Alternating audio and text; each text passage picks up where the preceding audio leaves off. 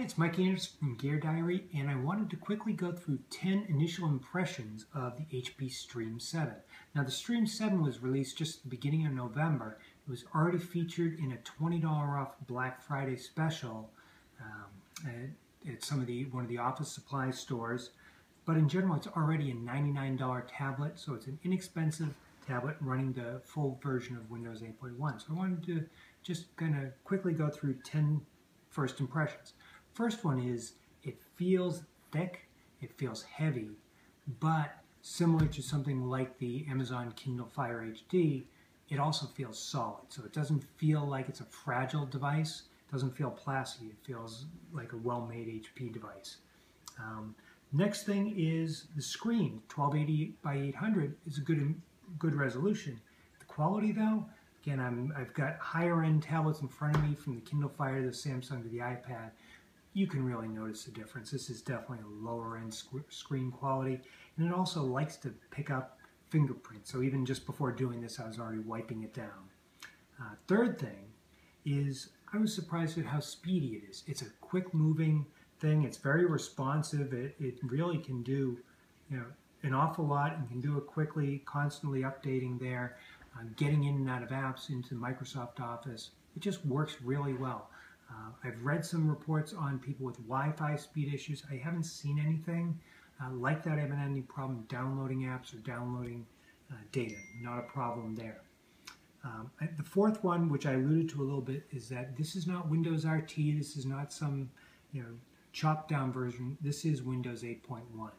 And so you can go to desktop, you can have the full experience there of being able to install apps, and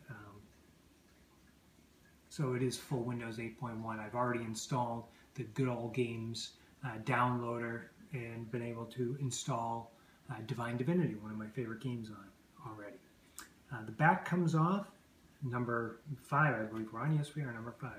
The back lifts off, and there's an SD card slot, and I've already installed a 32 gigabyte SD card in there, which is great for being able to add music. Unfortunately, when you go to add music, then you suddenly realize that unlike, say, an Android tablet, you can't just hook your micro USB into your Mac or PC and dump files across. It doesn't support that right out of the box. I'm sure that there's a way around it. I'd love to hear about it, but all the searches that I did just come up with, hey, just pull the SD card back out and manually load it. So that's what I ended up doing for that.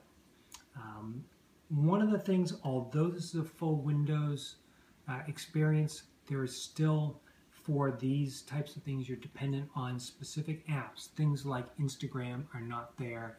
Facebook is really not as full-featured as it is for Android or iOS, and I think that's kind of the general trend. They're not bad. They're better than they were a couple of years ago, but still not the full-featured apps as before. Sound quality, which we're on number 8 at this point. One little speaker down here, worse sound quality than a lot by a considerable amount. It's acceptable. You use your headphone jack and you output it and you'll be good. This is not going to be your stereo. One thing that I found is really great is this overall experience as a tablet, just being, kind of touching around and things like that. I found this to be a better experience than a 7-inch Android tablet. The Samsung at 8.4 is really the first size I felt comfortable with on Android.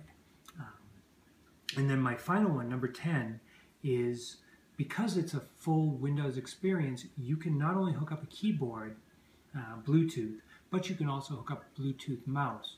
That allows you to treat this as a full-figured PC. And because it's relatively speedy, it actually works pretty well in that regard. In a later review, I want to show some games running on this that are regular PC games with a keyboard and mouse running them. So for now, though, those are the top 10 things. I was solidly impressed. This, again, is a $99 device. It's a real low-end price scheme, but it's a solid performer and solid build, and not a bad product overall. It's the HP Stream 7. Mike Anderson from Gear Diary. Thanks for watching.